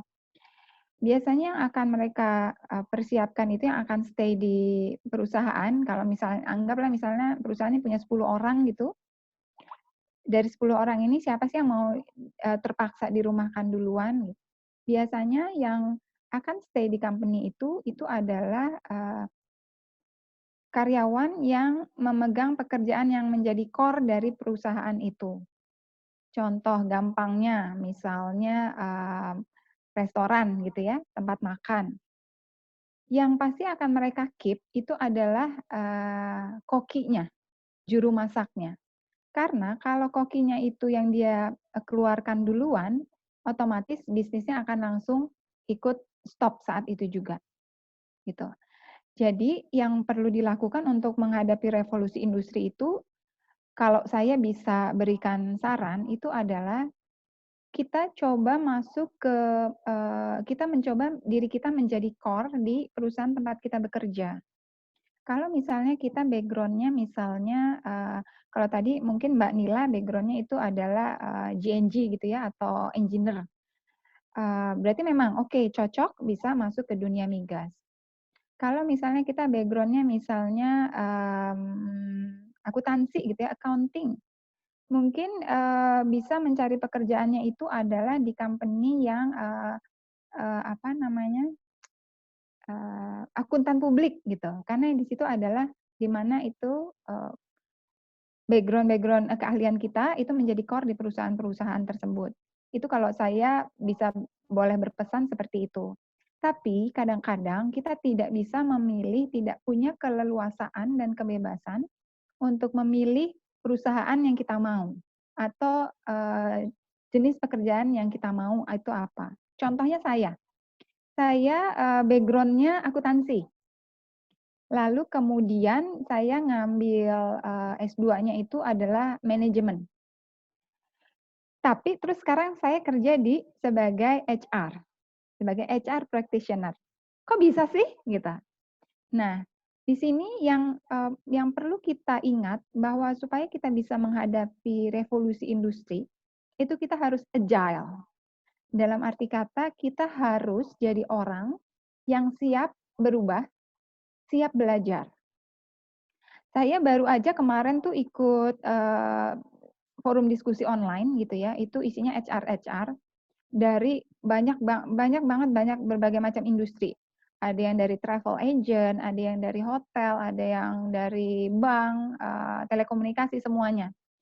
Dalam diskusi itu yang saya mau sampaikan, saya ceritakan itu adalah ada satu perusahaan yang dia memilih karyawan yang stay di company itu adalah karyawan yang mau, bisa, dan mampu. Jadi dia mau stay, dan kalau dia stay, dia bisa membantu perusahaan, dan kalau dia stay, dia mampu melakukan pekerjaan selain pekerjaan utamanya dia. Nah, gimana nih caranya supaya kita bisa jadi orang seperti itu? Salah satunya di periode kita di rumah aja ini, kita bisa, sekarang ini banyak banget training free online. Memang sayangnya online gitu ya, jadi sehingga terkadang kita terkendala pada kuota data. Nah, di sini tapi message-nya adalah di periode ini kita jangan berhenti belajar. Apapun kalau bisa kita pelajari semuanya gitu. Mungkin nanti saya nggak bisa belajarin semuanya. Nggak apa-apa. Nanti lama-lama, pelan-pelan kita akan tahu, oh misalnya sekarang saya ikut training tentang manajemen gitu. Terus waktu pas mengikuti menjalaninya, oh enggak, kayaknya ini bukan saya deh. Ya udah, jadi berarti nanti berikutnya carilah topik yang kira-kira tertarik. Nah, setelah ikut topik itu kita rasain lagi. Ini gue bukan ya? Oh iya nih, kayaknya ini gue. Ya udah, ikutin cari topik-topik sejenis gitu. Jadi intinya tidak hanya di industri migas aja, tapi di semua industri kita sebagai pekerja, kita harus jadi orang yang cukup mudah menyesuaikan diri, punya banyak punya banyak talent gitulah ya. Walaupun mungkin saya nggak berarti bilang bahwa generalis itu bagus, karena spesialis itu juga bagus gitu. Tapi di kondisi seperti ini kita harus mempersiapkan diri supaya kita cukup fleksibel. Itu aja sih yang mau aku sampaikan, gitu ya. Terus untuk pertanyaan ketiga, Mas Hendra atau ya, oke, nomor 3 dari Mbak Rina Rivert. Oke, untuk pertanyaan ketiga, saya akan coba jawab pertanyaan dari Mbak Rina Rifan ya. Bagaimana bisa kita masuk ke gelombang selanjutnya supaya kita bisa move on. Nah, ini memang tadi kan di dalam kurva ROS tadi ya, Mbak Rina ya, kalau kita lihat kan kita, sebagaimana dijelaskan oleh Mbak Indi tadi, bahwa setiap orang begitu menerima berita yang kurang mengenakan atau mengalami sesuatu hal berproses yang tidak mengenakan, maka setiap orang akan mengalami fluktuasi itu. Walaupun mungkin waktunya tiap-tiap orang berbeda-beda, ada yang sebentar dan ada juga yang lama untuk bisa move on ke tahap berikutnya. Nah, tetapi yang paling penting diingat di dalam kita berproses dalam menghadapi satu kondisi yang tidak mengenakan, kayak seperti COVID ini, misalnya ya, itu adalah kita jangan lupa dengan tujuan hidup kita. Apa sih yang sebetulnya ingin kita capai di dalam hidup kita? Nah, disinilah yang tadi dijelaskan di depan bahwa kita perlu untuk menjalani tahapan-tahapan tadi yang dijelaskan oleh Mbak Indit, dari kita coba mengenali diri sendiri, kemudian kita coba untuk mencari tahu dan berpikir dengan adaptive mindset, dan juga kemudian yang jangan lupa itu adalah kita melihat opportunity yang ada, dan juga yang paling penting adalah action plan. Karena kita hanya berkeinginan tanpa bergerak itu sangat-sangat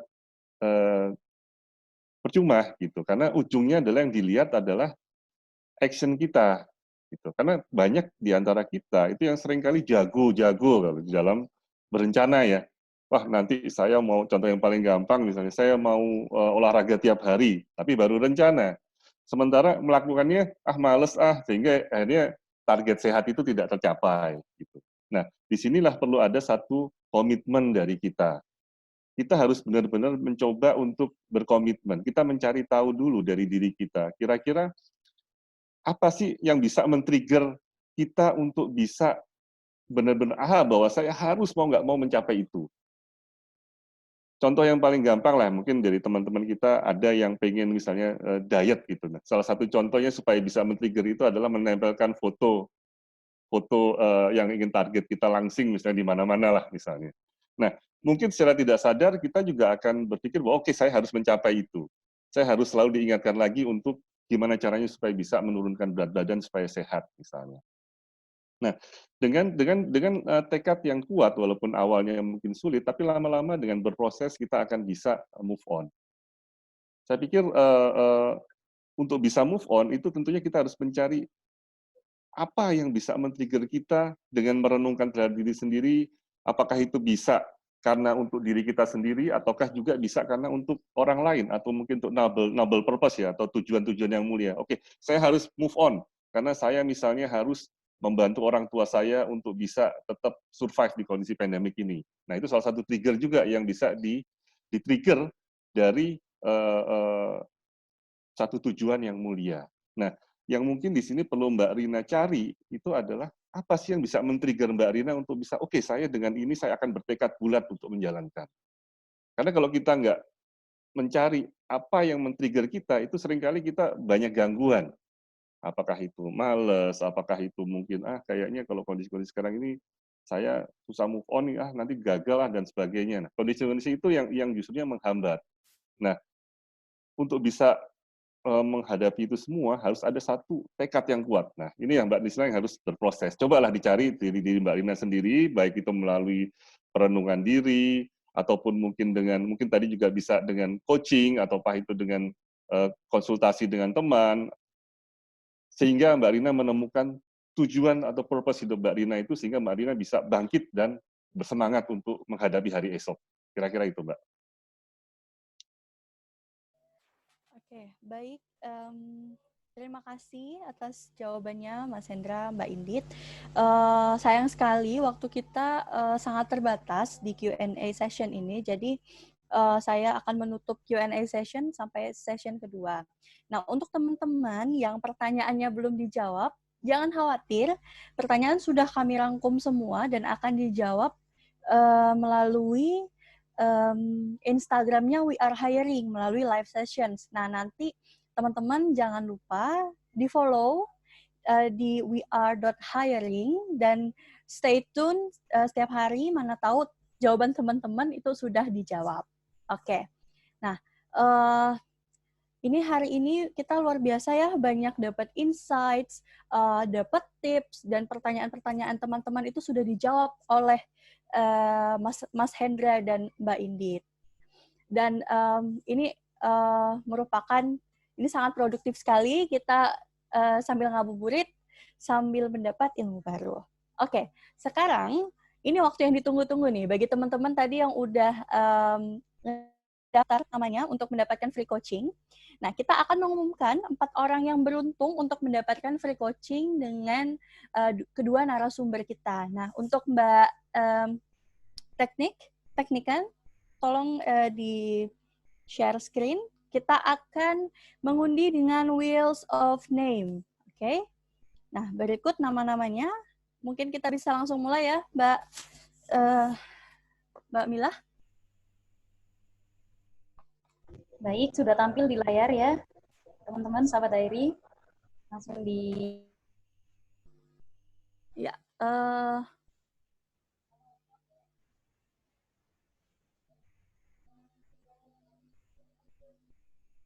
yang mana namanya?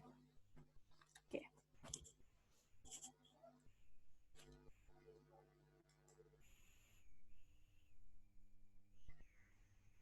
Oke, selamat kepada Mbak Nurul Maghfirah untuk pemenang pertama.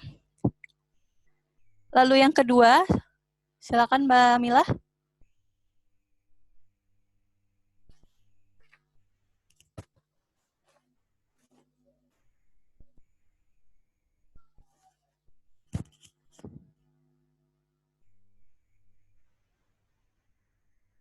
Ya, deg-degan sekali ya. Ini siapa yang dapat nih?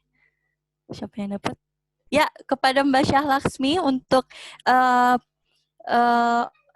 orang yang beruntung kedua. Lalu silakan yang ketiga. Kita masih ada 2 lagi ya. Jangan khawatir, mana tahu teman-teman nanti namanya bisa muncul. Silakan Mbak Mila. Ya, silakan berdoa teman-teman. Mana tahu biar namanya muncul.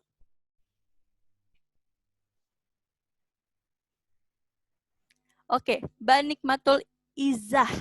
Oh, ya. Dan yang terakhir masih ada kesempatan ya, 1 slot lagi.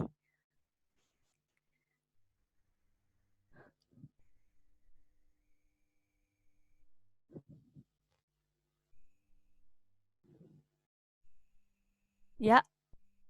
Oke, siapa ini namanya? Oke, kepada Pijar Fitrah Abadi. Nah, teman-teman, selamat untuk 4 orang beruntung yang mendapatkan free coaching untuk Mbak Nurul, Mbak Syalaksmi, Mbak Nikmatul, dan Mbak Pijah. Nanti akan dihubungi oleh We Are Hiring, atau mungkin pemenang tadi bisa langsung menghubungi IG We Are Hiring. Baik, nah kita sudah dekat sekali dengan penghujung acara. Teman-teman, gimana pengalamannya? Saya harap ini sangat bermanfaat buat kita semua, dan mulai dari sekarang, mulai dari detik ini, kita semua bisa mulai berproses bersama-sama untuk menjadi orang yang lebih baik lagi secara profesional dan tetap berkontribusi untuk sekitar. Nah, saya harap juga setelah acara ini kita semua bisa menjadi orang yang apa ya, setelah pandemi ini kita menjadi lebih bersinar gitu di dunia ini. Nah, sebelum mendengar acara, kami ingin mendengar sebelum menutup acara, kami ingin mendengar testimoni dan kesan-pesannya teman-teman. Mungkin Mbak Mila bisa langsung masukin link Mentimeternya.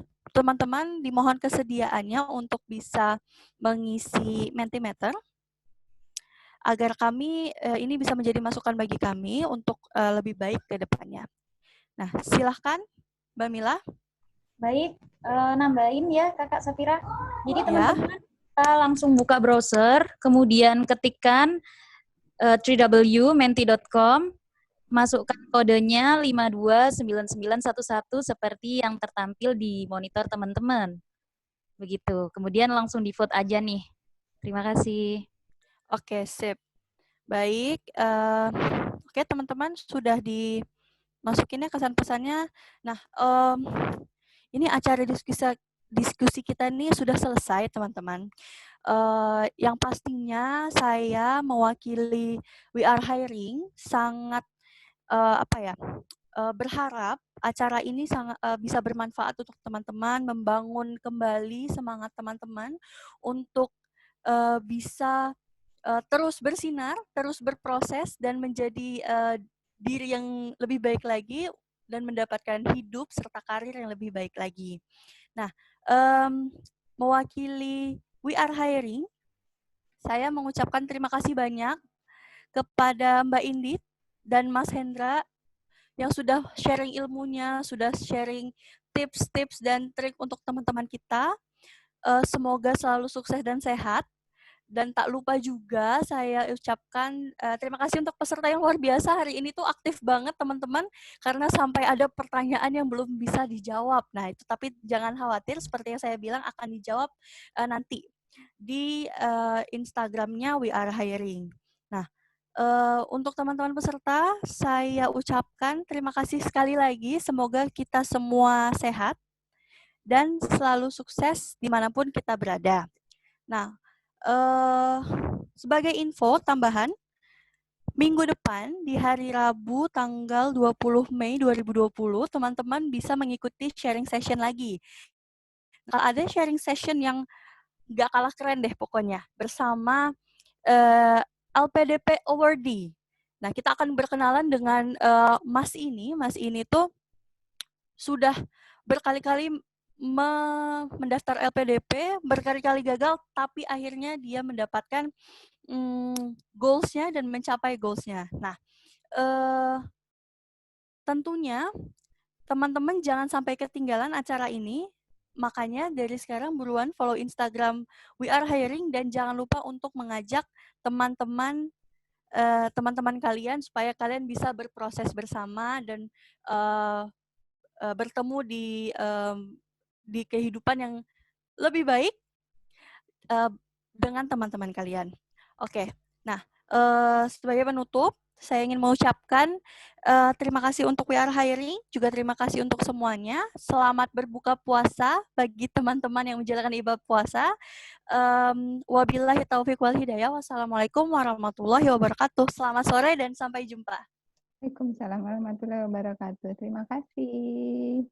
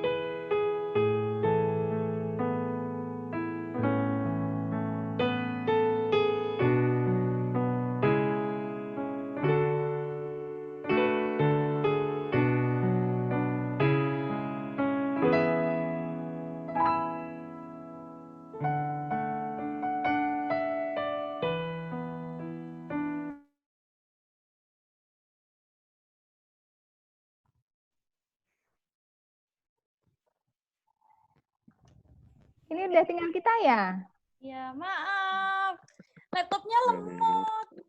Pas di play. Gak apa-apa, it's okay banget loh. Oke, Wah, makasih ya Mbak. mantap. Sukses tuh. Makasih Mbak Indri, Mbak Endra. Maaf ya kalau ada salah-salah kata.